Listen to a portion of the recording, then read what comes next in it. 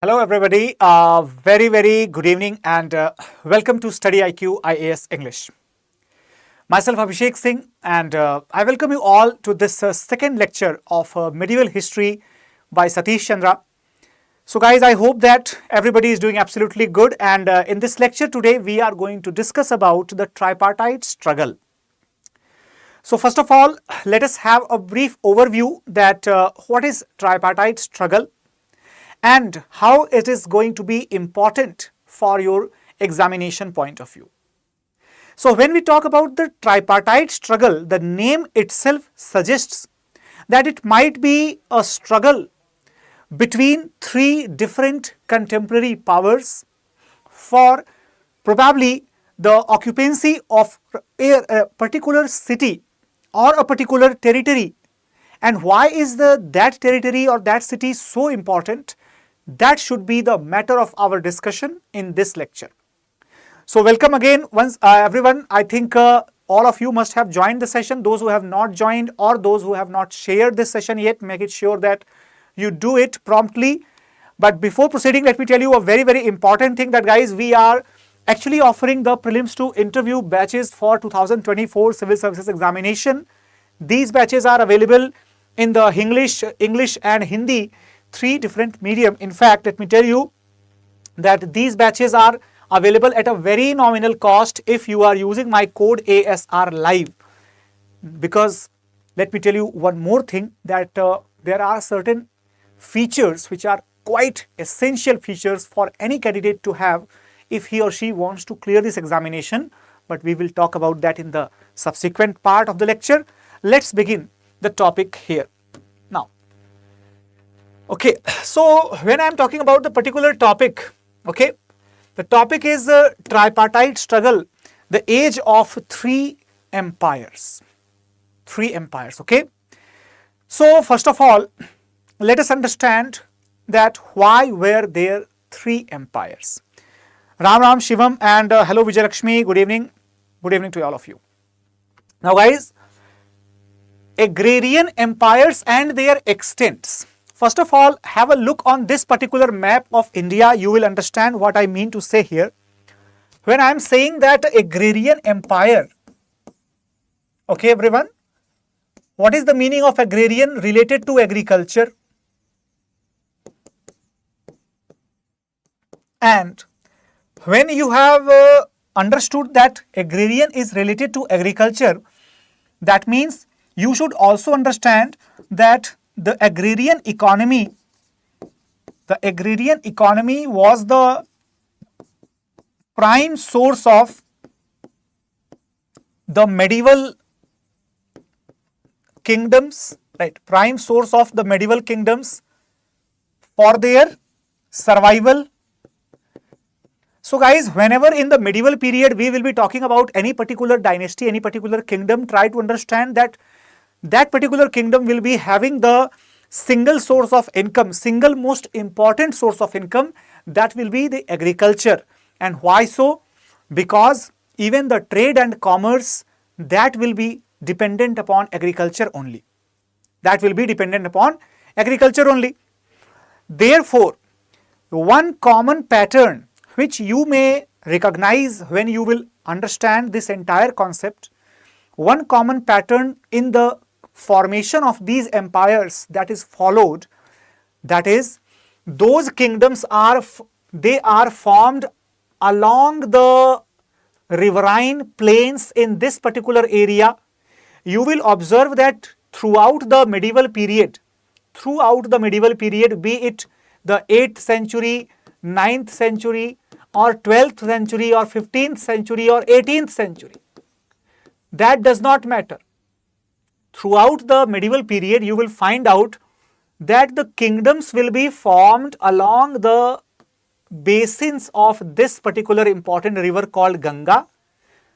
Second area where the separate dynasties would be dominant or the struggle will be taking place, that will be the area of Narmada, Godavari, then Krishna, Kaveri. These primary rivers, these significant rivers, they provide the great area for the cultivation. great area for the cultivation for the agriculture purpose, and since the source of income of these kingdoms depended upon the agriculture, that is why these river plains and the basins of these rivers, they would be serving as the foundation area for the development of bigger empires. Okay, therefore you will observe that Pal dynasty, this will emerge in the Gangetic basin. You will observe that Gurjar Pratihar dynasty, that will emerge in the areas of Malwa, and it will expand towards the area of Gangetic plains, and Rashtrakuta dynasty, that will emerge in the areas of Godavari and Krishna, and that will expand towards the entire peninsular region. Is it making sense to everyone? Yes or no, everybody? So this is why you will observe that all these important regions, they will be covered by one or the other dynasty in different time periods. But why are we calling it as the tripartite struggle? It is because three dynasties, they will emerge as the largest ruling dynasties during the 8th to 10th century period. Okay, everyone? In that period, they will be struggling against each other for the maximum acquisition of the area which is resourceful. That is the Gangetic Basin, Gangetic Valley of northern plains, that is the most resourceful area as per the old agricultural traditions, because the maximum agricultural production comes from where? Maximum agricultural production, that comes from the alluvial plain region. That is why most of us think that Kannauj was the center of prestige, and that is why every dynasty wanted to occupy or capture that Kannauj city. It's not like that. It's not only like that. There are other reasons also. The most important reason being the fertile Gangetic plains and the Kannauj being center of that Gangetic plain. Okay, everybody? So that is why the contemporary powerful three dynasties, right, all three were contemporary and powerful. They always tried to get a control over this Gangetic plain. Not only the control over Gangetic plain was important, because let me tell you that when we talk about the struggle between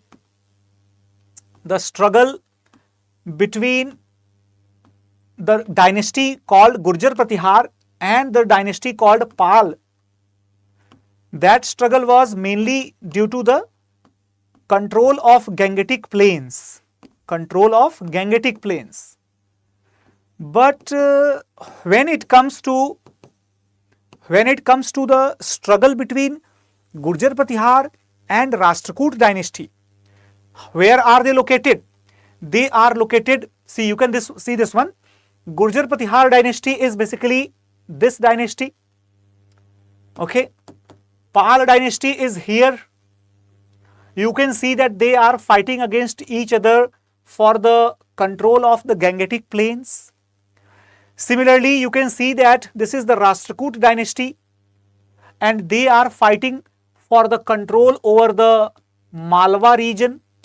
Okay, everyone, control over the Malwa region. So why only Malwa and why only Gangetic plains?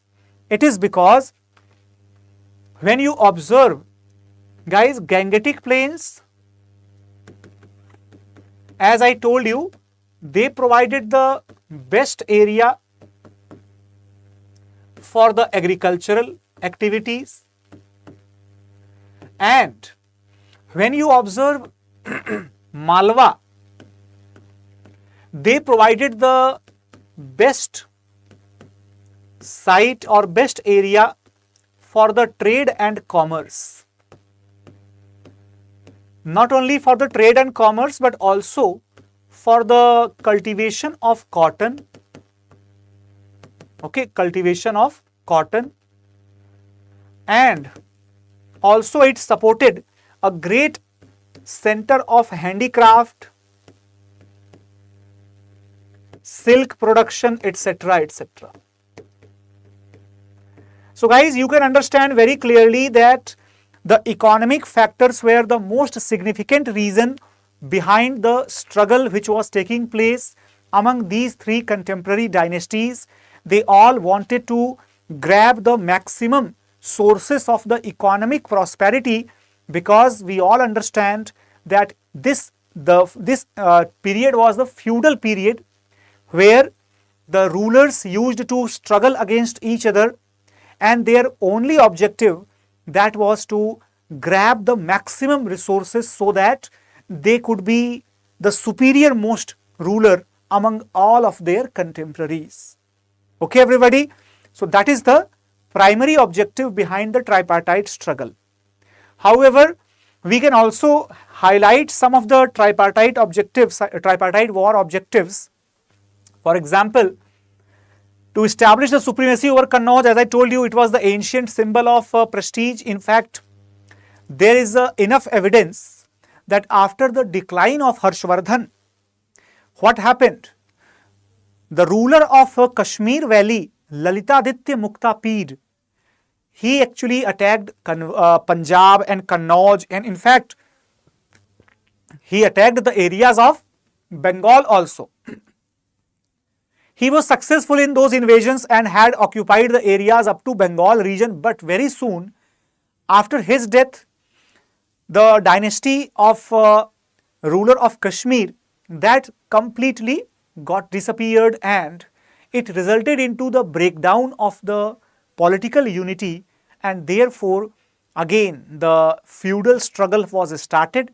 Out of those people who were fighting against each other, Pal dynasty in the Bengal region and Gurjar Pratihar dynasty, that dynasty was already established in the northwestern parts of our country, particularly in the areas of Rajasthan, etc. That dynasty, it established their dominance respectively in the lower Gangetic basin and the mid Gangetic and upper Gangetic basin. Now guys, when I am talking about the lower and mid and upper Gangetic basin, have a look what I am telling to you. I am telling to you that this was the original area of the Palas and this was the original area of the Gurjar Pratihars. And this entire region was occupied by the ruler of Karkot dynasty of Kashmir, okay, whose name was Lalitaditya Muktapid. Okay, Lalitaditya Muktapid. Now, what happened when this particular ruler, right? When this particular ruler, after his end, right? After his end, this entire area was left fragmented, and due to that fragmented condition, the emergence of Palas that took place in the lower Gangetic basin, and emergence of Pratiharas that took place in the upper Gangetic basin. So this is how they came to the existence. But the question is, how did the Rashtrakuta come to existence? For the Rashtrakutas, we need to understand that this area, it was ruled by which dynasty during the period of Harshvardhan? Remember the name? Chalukya dynasty. The Chalukyas of Vatapi or Badami.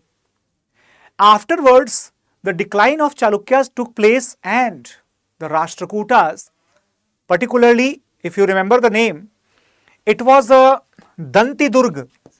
It was Dantidurg among the Rashtrakutas who had led to the establishment of this particular dynasty approximately around 750. In fact, Satish Chandra, he recognizes that 735 AD, that would have been the approximate year when Dantidurga might have established his kingdom from the place called as Manya Khet, which is currently at the junctions of Karnataka and Maharashtra region. Presently it is in Karnataka. Okay, so we can say that all the different dynasties emerged due to different type of factors in their respective areas, and eventually when they became powerful, they came into the conflict with each other regarding the control over the fertile agricultural areas and significant trade and commerce areas respectively of Gangetic Basin and Malwa region. This is the complete summary that why did this battle actually begin.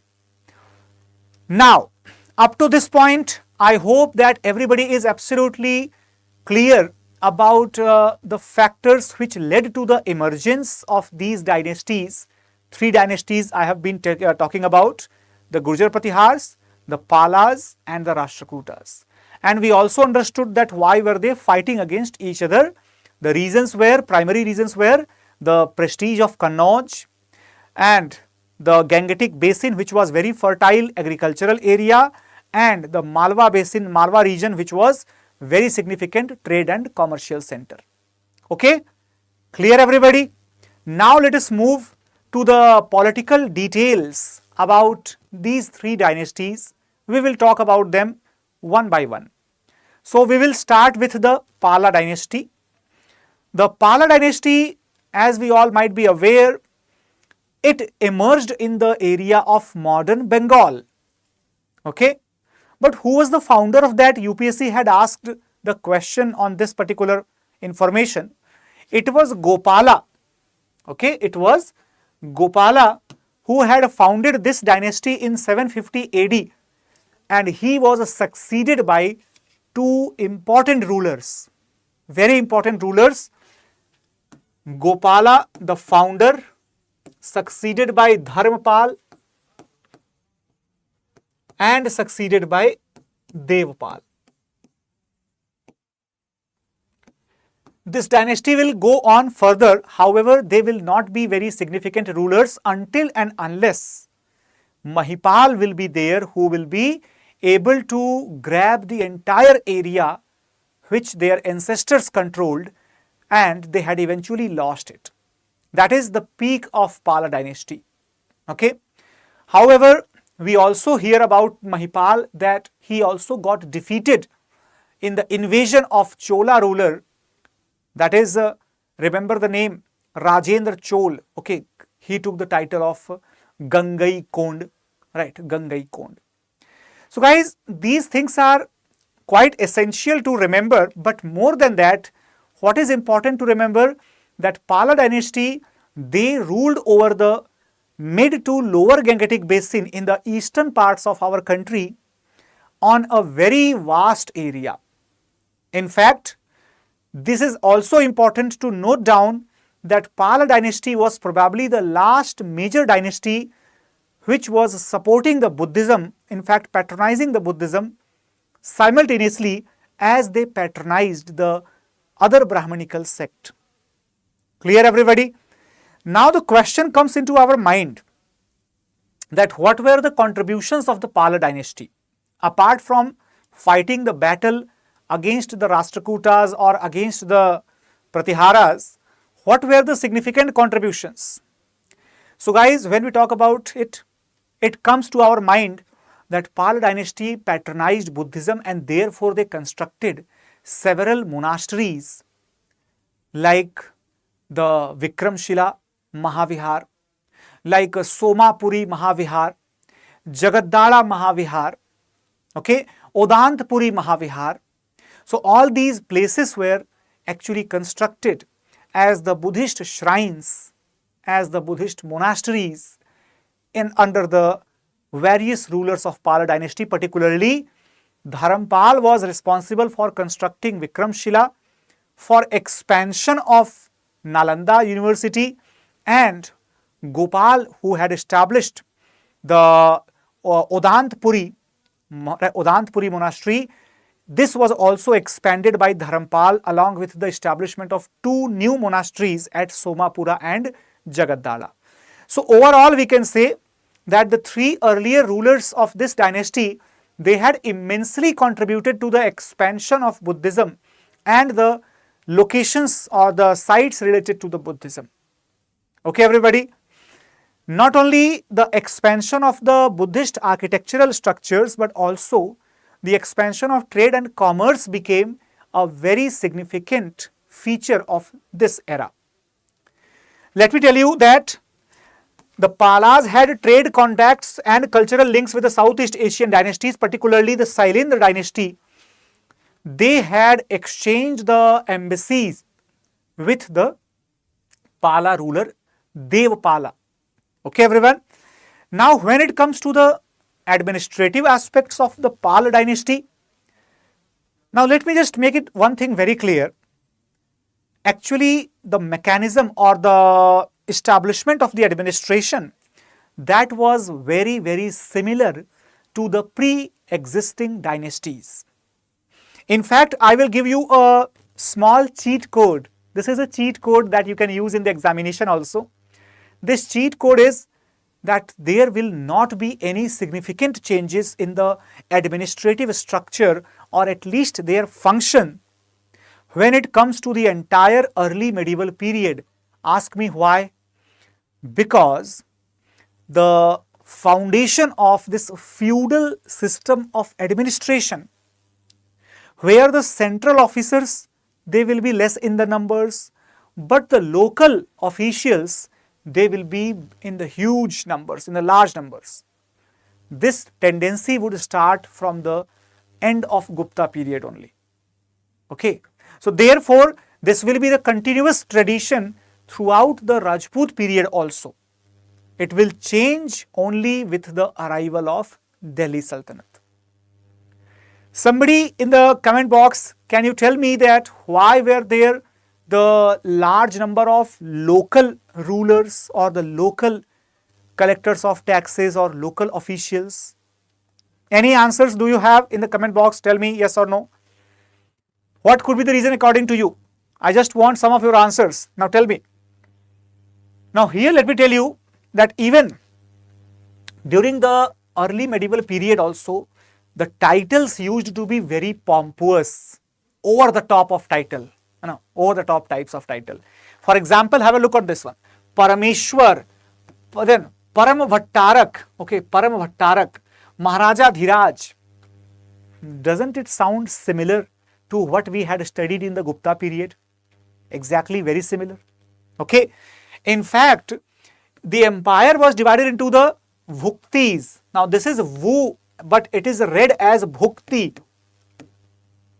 Okay, Bhukti.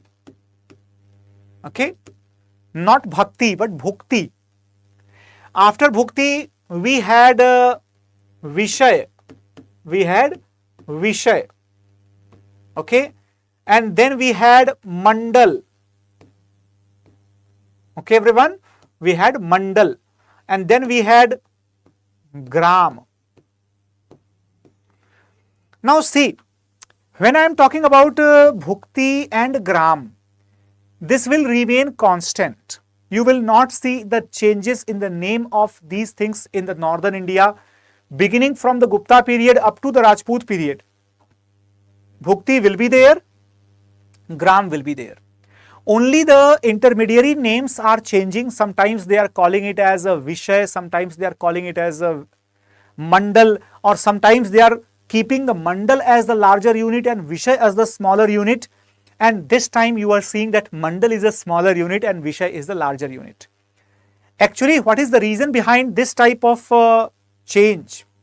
The reason is that intermediary local vassals or the local chieftains or the landlords, their expansion, it led to the ranking of their area either just under the Bhukti or just over the village. I hope you are getting my point here. That suppose in a particular dynasty, there is a local landlord. Good evening, Venkatesh. Very good evening, Venkatesh. There is a local landlord who is not very huge in the area ownership. He is owning but a small area. So in that case, if he is the head of Vishay, the Vishay will be similar to the smaller district. So exactly let me make it very clear that Vishay and Mandal etc. they were interchangeable from one dynasty to the other dynasty, as this was simply like a like a mid-level revenue unit, mid-level revenue collection area, unit area of that. So it is exactly on that understanding. Apart from that, the other smaller units were like Khandala, Bhag, Avritti, then Chaturak, Pattak. Now guys, terminologies are the favorite of UPSC from the medieval period. So remember that the smaller land units or the smaller land revenue collection units. Yes, exactly, Amit. UPSC asks the questions from such type of words only.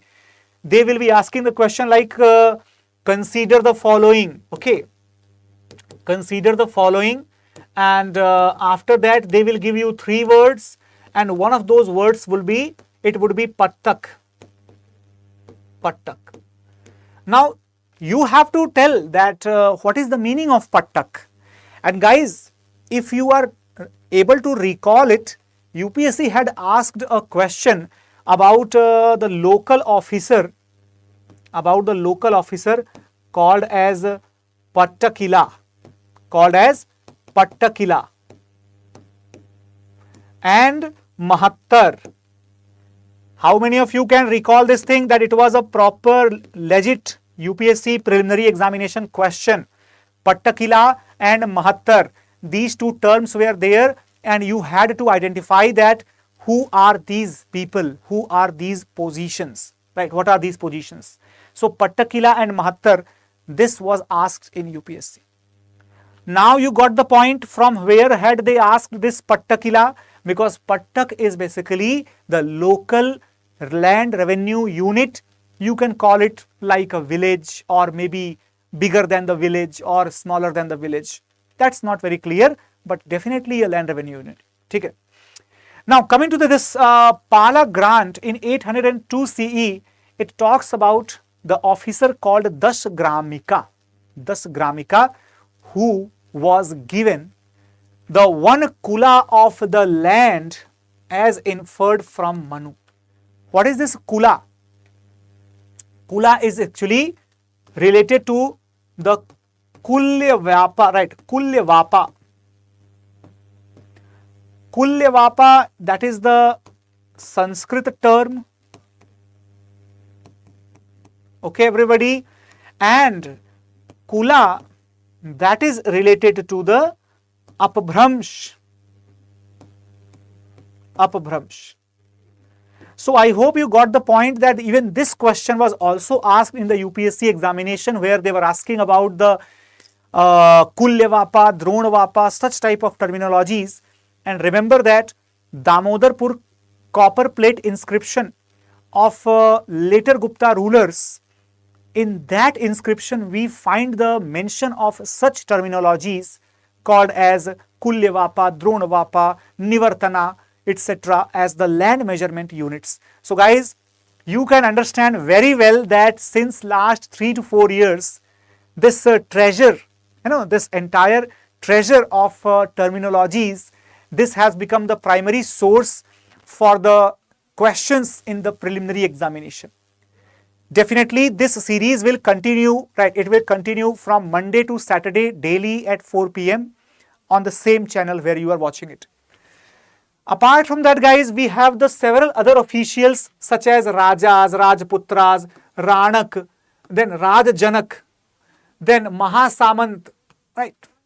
These names, as many names as you can, right, as you can read it here. This entire content will be provided to you in my Telegram channel, so don't worry about this. Just make sure that you do not skip those things. Do not try to skip these names, because sometimes they stick to your mind, and in the examination you may recall just by giving a little bit more emphasis upon the terms. Okay. Apart from that, the Pala dynasty had assigned the several positions. Now guys, have a look on this term. Doot, Mahasandh Vigrahak, Rajasthani, then Sashtadhikarta. Guys, all these terms are having the origins in the Gupta period. You will find the similar terminologies in the Gupta period. For example, if you see tax collector, so it is written as Sashtadhikarta, Sashtadhikrit, okay, Sashtadhikrit, okay. Similarly, if you see the Gupta period officer, right, he is called as Kara, right, Karadhikrit. Sashtha means 1/6, my dear. This is the very simple method to remember it. Try to understand the meaning of the terms. You will not need to by heart it. Sashtha means what? Sashtha means 1/6. And what is the rate of the land revenue in the Gupta period? This will continue up to the Pala period also. What is the rate of land revenue? The rate of land revenue, that is 1/6, my dear. And that is why you cannot forget the name anymore. Now you will remember that in the Pala period it was called Sashtadhikrit, the one who is authorized to collect the 1/6 of the agricultural production. Sashtadhikrit, land revenue collector. Similarly, Maha Akshpatalika. Now guys, remember the point, Akshpatalik or Akshpatala or Akshpataladhyaksh. These type of names, they are prevailing since the Mauryan period. Okay. So, what is the meaning of the Akshpatal? Guys, Aksh means axis. Aksh means axis. So, here, Aksh, Patal. What is the Patal? Patal is the basically plate or the plane. So, on the plane, you will draw the axis and you will see the lines. So, on the plane, you are drawing the lines and what are you doing? You are recording the accounts. You are putting the account details. Okay, account details. So, Maha Akshpatalik, the general in charge of the accountancy in the kingdom.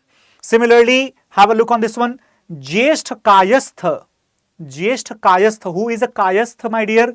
Kayastha is basically the one who keeps the record, the one who keeps the documents, records, clerk. So, Kayastha is basically clerk. Jyeshtha Kayastha means the senior clerk or the head clerk. Okay. Then we have the Kshetrap.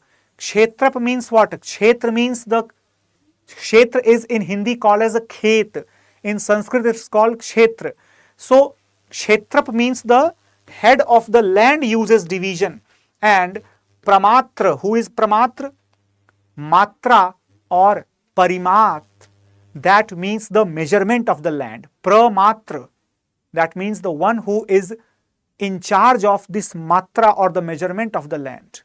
Very, very easy to remember these terms given that you have the basic knowledge of Sanskrit, and similar terms they will appear in the Rashtrakoot dynasty, in the Pratihar dynasty also. Now, let us understand and have a look about the art and architecture of the Pala dynasty. I hope it is absolutely clear to everybody. So, do you have any cross questions till now? If yes, you can pose those questions in the comment box. Otherwise, we shall proceed further to learn about the art and architecture during the Pala dynasty. Okay, everybody? So, when we talk about the art and architecture about the Pala dynasty, remember the growth of the Buddhist architecture as well as the Vaishnavite architecture during the Pala dynasty rule. Most of us, we have the common misunderstanding that Pala dynasty, they promoted only Buddhism. It is a misconception. It is absolutely correct to say that the earlier rulers among the Palas like Gopal, Dharampal, Devpal, they promoted the Buddhism, particularly the Mahayana and Vajrayana Buddhism. However, the subsequent rulers who will not be that much famous, but they promoted the Vaishnavism as well, especially the incarnations like boar incarnation, that is the Varaha avatar, and the Vaman incarnation, that is the dwarf. Okay, they became the popular subject of worship under the Pal dynasty and the society of contemporary period. We can say that by the evidences of not just these type of terracotta sculptures obtained from the Pala regions, but also you can see the images of contemporary gods and goddesses. It looks like Mahishasur Mardini, and it looks like the image of Vishnu, right, Chaturbhuja Vishnu. This is the image of goddess Lakshmi, and you can observe it very, very clearly that these are having the, they are having the terracotta plaques, or they are having the stones which are polished in their appearance. So eventually such type of sculptures have been unearthed from the various excavations in West Bengal, in fact also in the Eastern Bengal region. Particularly if you observe, King Gopala, he had built a vihara in Nalanda and also the monasteries in Somapuri and Odantpuri. Somapuri and Odantpuri. Okay, everybody. Not only that, there is a copper plate inscription obtained from Sarnath. That copper plate inscription talks about Stambal and Vasantpal. These two, they were the brothers of Mahipal, who was a famous ruler in the Pal dynasty. These two brothers constructed several temples in the Kashi region also, which indicates that probably in the period of Mahipal, there was the maximum extension of Pal dynasty, which reached up to Kashi as well. Okay, everybody. Because we can say that these type of structures we can obtain from the Paharpur, a place in Bengal. Not only that, we also have the very famous Paharpur temple remains. Paharpur temple remains are very, very important. Huge temple, 314 feet and 356 feet. So it's like 356 and 314 feet. So this is the dimension in the north, south and east, west. So that is a huge area. I would say that's a huge area for the temple construction. Okay, everyone. So overall we can say that the Palas were extensive builders. Their buildings were related to the Buddhism as well as the Brahmanism. They supported the Buddhist religion in the initial years of their dynasty, but later on they supported the Vaishnavite religion as well. And last but not the least, their sculpture art, their temple construction and their terracotta art all were excellent. But one thing which was outstanding, that was the great contribution of the Pal dynasty in the field of miniature paintings. Okay, everybody, in the field of miniature paintings, for which they are called as the pioneers of miniature painting in India. Okay, they were the pioneers of miniature painting in India. Okay, clear, everybody? Now I think you can also observe this particular picture, which is in the previous page also, right? So now we will talk about the Pratihara dynasty. So up to the Pala dynasty, I think it is understood, clear to each and every one of you. Now let's continue to learn and understand about the Pratihara dynasty, the second dynasty in this series of tripartite struggle, but probably the most impactful, most extensive dynasty with probably the greatest influence on the culture as well as on the political future of northern India in the 10th century, 9th century, etc.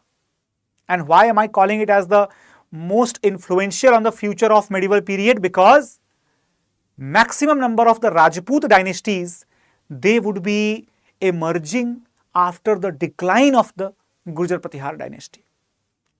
Got it, everybody? Now, so let us understand about the Gurjar Pratihar dynasty, right? Gurjar Pratihar dynasty.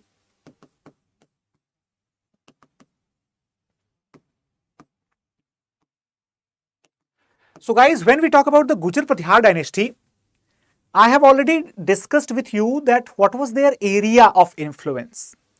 If you just have a look on the map of India, okay, then you can clearly understand that, just a second, okay. You can clearly understand that if we talk about, right, this particular area, okay, then probably their area of influence, that was somewhere in this line, okay. So you can say that their primary area of influence that lied in the northern and central India, you can say the areas of Gujarat, okay everyone, Gujarat. I think map is not clearly visible, so just let me change this color. Okay, now it's clearly visible to you. Okay, so this area was the area of Gurjar Pratihar, particularly. You can say that area was Gujarat.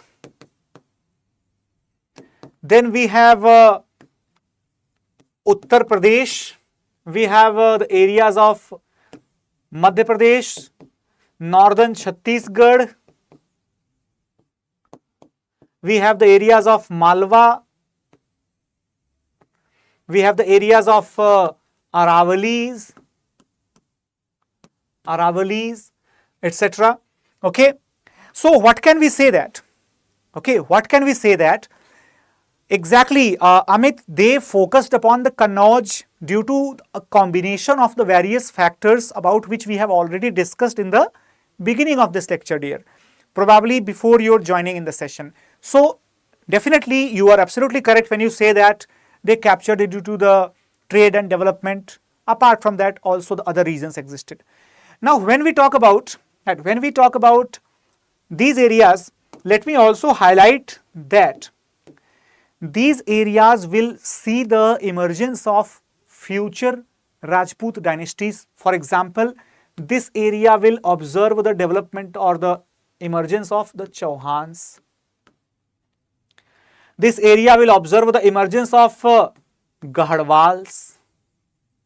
Okay, Gahadwals. Here it will be Chandel. Okay. Here it will be Kalchuris. Okay. And from here it will be the Parmars. Okay. So you can understand very well that even though Parmars were the feudatories of the Rashtrakutas, but they also occupied the area in the Malwa region. So we can clearly understand that the disintegration of the Gurjar Pratihar, which was a huge dynasty, a huge empire it had, the disintegration of that empire will result into the emergence of several smaller feudatory Rajput kingdoms. Got it, everybody? Now when we talk about the Pratihar dynasty, then from where do we get the information about the Pratiharas? There are various sources, my dear. First of all, we talk about the information source which is coming from Al-Masudi, who was a traveler from Baghdad. Al-Masudi, who was a traveler from Baghdad. In fact, this Al-Masudi, remember the point, two travelers, Al-Masudi and Suleiman. Al-Masudi, he calls the Gurjar Pratihar king as Al-Juzr or King Vora, you might have heard the name. Okay, so these two rulers, they give the distinct names. The first name that was given as Al-Juzr or simply the Gurjar dynasty, but the name given to Adi Varah Mihir Bhoj the most famous Gurjar Pratihar ruler, Mihir Bhoj, he was called as King Varah. Varah indicates the title of Varah or the Adi Varah. Okay, everybody.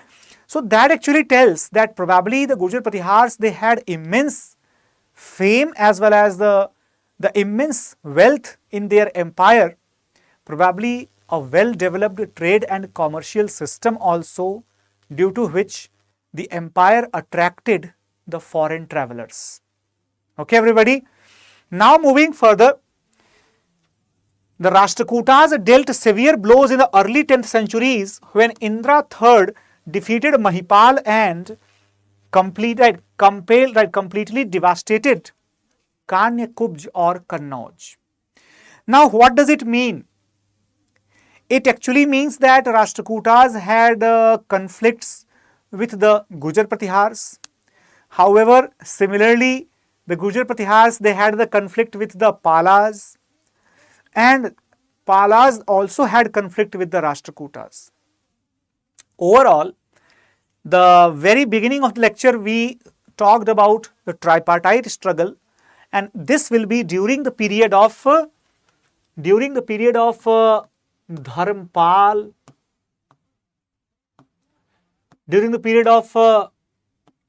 Mihir Bhoj, Mihir Bhoj, and during the period of Indra, and in fact Amogh Varsh. During their periods, the dynasties will be conflicting against each other, and that will indeed become a tripartite struggle, and this struggle will continue even in the upcoming periods. Now look at the area of the maximum extent of the Gujar Pratihar empire. At their peak, they occupied even the complete areas of Pala dynasty also, at their peak. But let me tell you that this is a map which is constructed by the time-lapse method. Time-lapse method means what?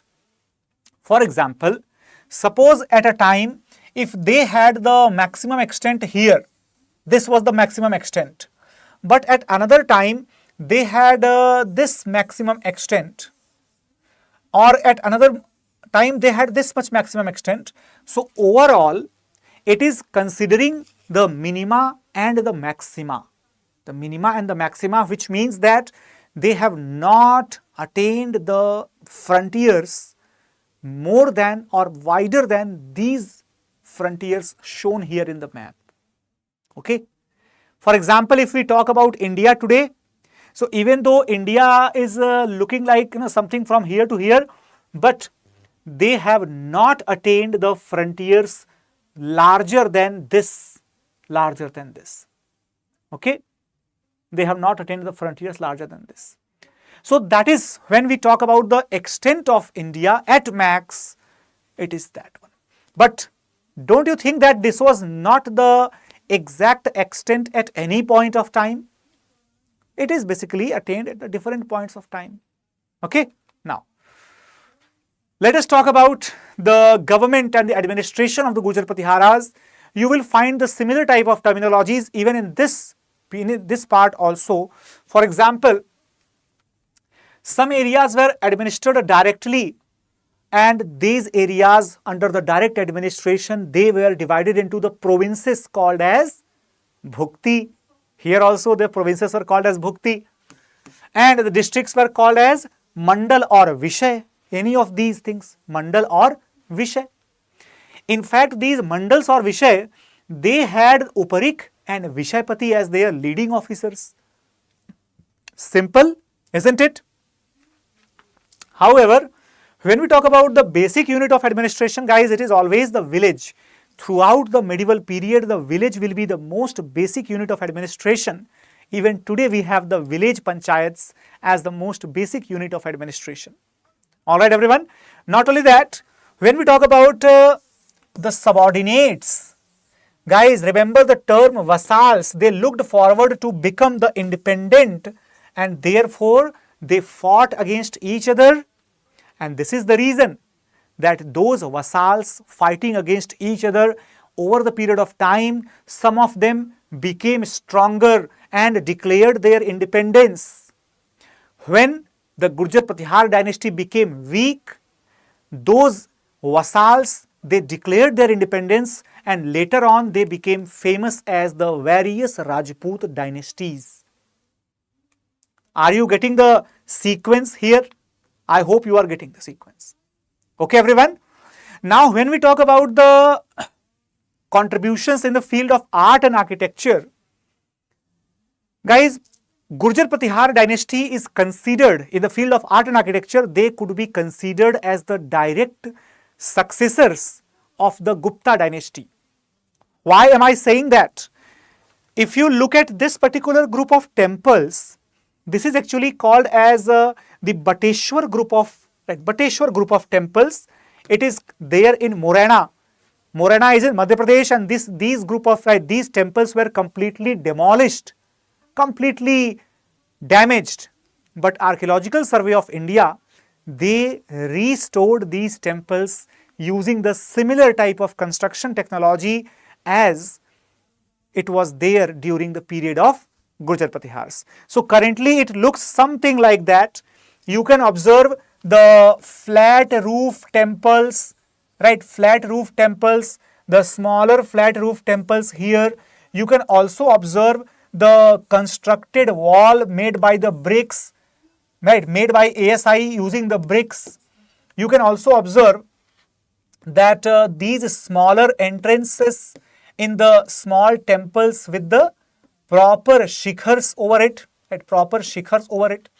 So you can understand that probably the basic Nagar technique of construction, Nagar style of construction, that is found here in the Gurjar Pratihar dynasty and their architecture.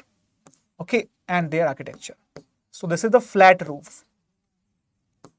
Okay, everybody. Now let me tell you one thing.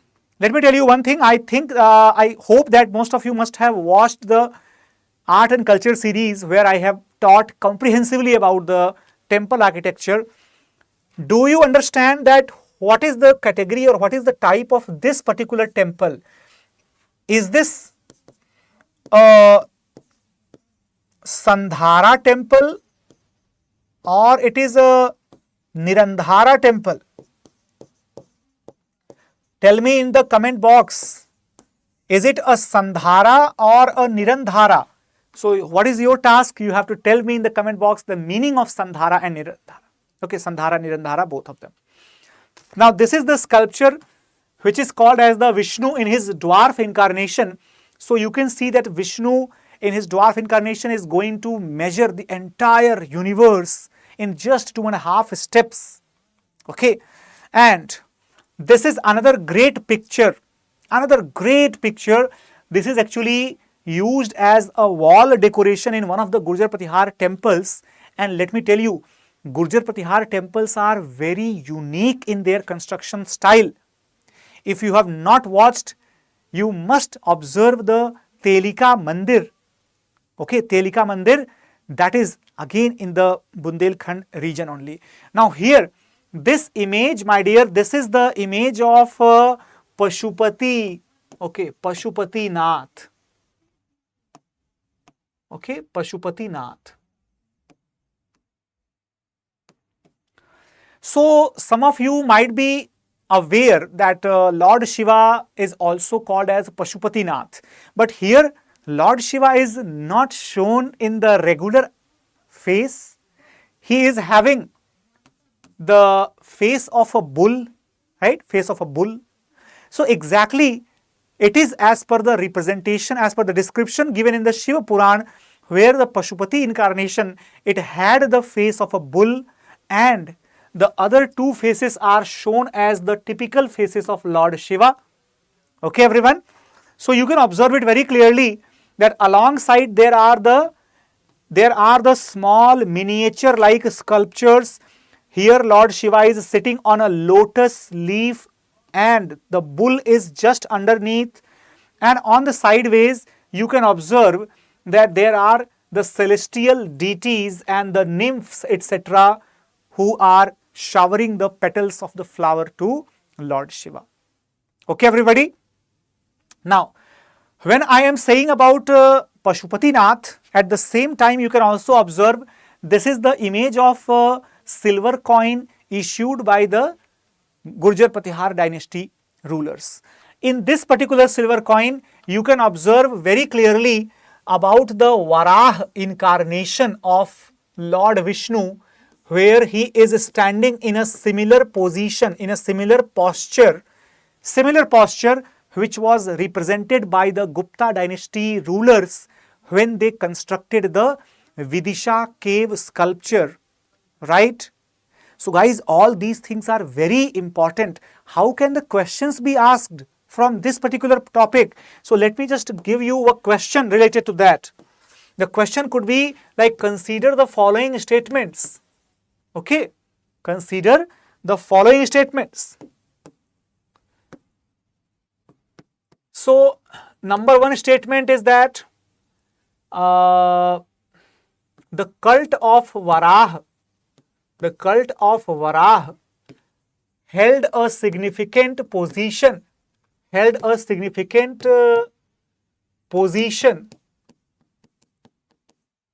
the early medieval India. Okay, and the second statement would be that Varah sculptures were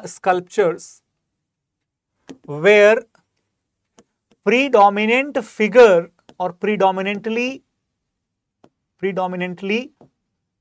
presented in the Gurjar Pratihar and Rashtrakoot dynasty. And the third statement would be that Varah was also the royal emblem of Gurjar Pratiharas. Okay. Now you have to tell that how many of them are correct. How many of them are correct? Okay, everybody. So this is something that you have to answer in this particular question. And let me tell you that the first statement, cult of Varah held a significant position in early medieval India, absolutely correct. Varah sculpture were predominantly present in the Gurjar Pratihar and Rashtrakuta. Guys, we don't have the images of Varah in the Rashtrakuta sculpture, because the Rashtrakutas were primarily sculpting these Shaivite images related to Lord Shiva, related to Ravan, related to other members of the Shaivite cult and tradition. So that is why second statement is wrong. Varah was the royal emblem of the Gurjar Pratihar, absolutely correct, because only then Mihir Bhoja, he had occupied the title of, or acquired the title of Adi Varah. So guys, 1 and 3, right, 1 and 3, these are the correct statement. Okay, so this is how the questions are asked. Now, moving further, you got a clear idea of this particular coin, right? This particular coin. Now, just a second. Okay. Now, look at this particular picture. Now, this particular picture, it showcases the image of Shiv and Parvati, right? Image of Shiv and Parvati, and this also tells that even Shiva and Parvati were most significant patrons of the Gurjar Pratihar rulers. But guys, the surprising thing is that not only Shiva and Parvati, but also the great Jain cave sculptures. This is the cave temple, my dear, which is constructed in the Gwalior area. just a little bit away from the Gwalior fort. This is actually one of the glaring most examples of the multi-religious temperament of the Gurjar Pratihar dynasty. They were extremely tolerant as far as their religious opinions were concerned. They promoted Vaishnavism, Shaivism, Jainism, everything, right? Despite following the Vaishnavite culture. So this is actually the cave sculpture or cave temple constructed nearby the Gwalior region, and they have basically, they have been conserved quite, great, but still most of them are currently in the very, very damaging conditions, very harm conditions. Okay. So guys, these are the different parts about which we are going to understand in the Pratihar dynasty, Gurjar Pratihar dynasty. Talking about the economic conditions under Gurjar Pratihars, so here let me tell you one thing. The economic conditions were, little bit better as compared to the other dynasties. Why so? Due to the presence of Malwa region. However, let me tell you that the Gujarat and the loss of the overseas trade, subsequent loss of Gujarat and the overseas trade, it had resulted into significant decline of the trade and commerce during Gurjar Pratihar dynasty. Now guys, how many of you have this question in your mind that their overall earning and land revenue that was declining, okay, their trade and commerce that was declining, their prosperity in general that was also declining. So how can you see that the number of the temples constructed in this period, they are increasing? The number of the rich feudal landlords, that is increasing. So what is going on? Let me answer this question or this puzzle for you. Actually, this is because of the accumulation of the wealth in the form of the land revenue into the hands of the local landlords, and this is why the wealth is accumulated in few hands who are primarily the middlemen, primarily the vassals, and those vassals, in order to establish their supremacy, in order to increase their acceptability level among the people, they used to construct the huge temples. On the other hand, the common people, they had no money. The traders, they lost in the trade, and who was getting the money? The feudal chiefs who were collecting the land revenue as intermediary between common people and the king. Okay, common people and the king. So I hope that it is absolutely clear and well understood by all of you. So I hope that now we are ready to learn about the Rashtrakutas. Okay, Rashtrakutas, basically they would be the last dynasty among the tripartite struggles, and they had this Kannada origin. Remember the point, they had the Kannada origin. Dantidurga was the founder, I had already discussed with you, but he became he became a sovereign when he defeated Kirtivarman II, the ruler of Chalukya dynasty. Okay. After that, Rashtrakutas had several great rulers like Krishna first was there. Then Krishna first also is famous for the Rashtrakuta temple construction, but particularly guys, Amoghavarsh, he is regarded as the greatest Rashtrakuta ruler. Amoghavarsh also took the title of Prithvi Vallabh. Not only that, Govind III, then Indra first and Indra III, they all became legendary warriors in this dynasty. Okay, everybody. So we have to consider that, even Govind III, who was the predecessor of Amoghavarsh was the greatest, as I told to you, but Krishna III, he was also a great warrior, right? He was also a great warrior. Now talking about the administration of this particular dynasty, guys, remember that they actually ruled in the southern India, particularly in that area which was also called as Tondai Mandalam, the region of region of Pallavas, Tondai Mandalam. Okay, so we can say that Rashtrakutas also had some clashes with the Pallava dynasty rulers.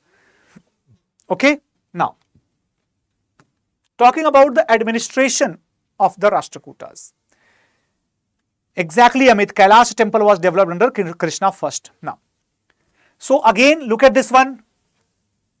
The provinces were called as Rashtra. Okay, everybody. Under the Rashtra, we had the Vishay. Under the Vishay, we had the Bhukti. And under the Bhukti, we had the Gram. So what is the sequence here? Rashtra, that means province. We had a Vishay, that means district. We had Bhukti, that means sub-district or the group of villages, and the Gram, that means the village. So overall, more or less the hierarchical levels, they are very similar, but the name is very different in this case, as you can see with the description. Okay, everybody.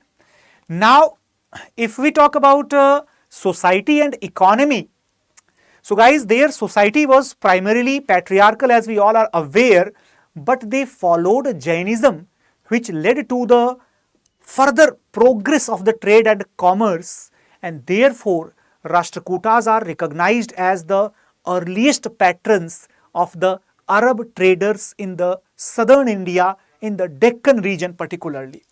Okay, everyone. They also allowed the Buddhist settlements like in the places like Kanheri, Sholapur, Dharwad, etc. And the colleges related to Buddhism were located at Salatogi in the Bijapur district. Okay. Apart from that, economy, as I told you, it was primarily flourishing due to the Arab traders who were doing the trade with the Rashtrakutas. However, the most outstanding feature during the Rashtrakuta rule, that was the development of Kannada and Sanskrit literature simultaneously. The works like Nalachampu and Kavi Rahasya, these were the legendary works during Krishna III. Okay, during the Krishna III. Okay, all right, everybody. Now here, the most important part to note down, that is the Jain literature. It flourished under the patronage of Rashtrakutas. Particularly Amogharsh himself was a great Jain ruler as well as a patron of the great Kannada literature. He himself wrote the Kavi Raj Marg, that is the first poetic work of the Kannada language. Very, very important. UPSC keep asking this type of questions. Okay. Pampa, guys, remember the name of Pampa because he was the one who is considered as one of the trinity of the Kannada literature. Pampa, Punna and Ranna. The two others, they are connected with the Chalukyas. Right, Pampa and Punna. So he was also contemporary of that. Punna was the another famous poet, right, who wrote about the Shanti Puran. Got it, everybody? Now, art and architecture, particularly the most outstanding feature, that would be the Ellora temple, right, everyone? Ellora temple, which looks extensively carved and elaborately constructed by cutting a huge rock of the Western Ghats region near Aurangabad. That's basically a basaltic rock which is carved into this monumental temple. And apart from Ellora, you also have the Elephanta and the Prakara caves. Okay. So guys, we will study about the art and architecture in much detail about the Rashtrakutas art and architecture in tomorrow's class. But for now, I'm just making sure that you are able to get an overview of this. So I hope that everybody loved this session, right? You can watch these images as well. And guys, make it sure that you do not forget to share this class with your friends also. And make it sure that if you are targeting 2024 as your dream year for civil services, so do not forget to join our P2I batches, which are starting from 30th September. These batches will be available in the English and Hindi, and you will be getting everything including the syllabus coverage, current affairs notes, textbooks, handwritten notes, everything which is essential for clearing this examination. So if you want to enroll, you can use my code ASR Live for the benefits in the fees, and you will just have to pay rupees 29,999. So guys, that's all in today's session. And if you are not on my Telegram channel, just join this Telegram channel by scanning this QR code, and we will meet in tomorrow's session, right? So tomorrow's timing is basically 4 p.m. Okay, everyone. So do not forget to join this tomorrow. Take care, guys. Bye-bye. And have a great day ahead. Thank you so much. Thanks a lot.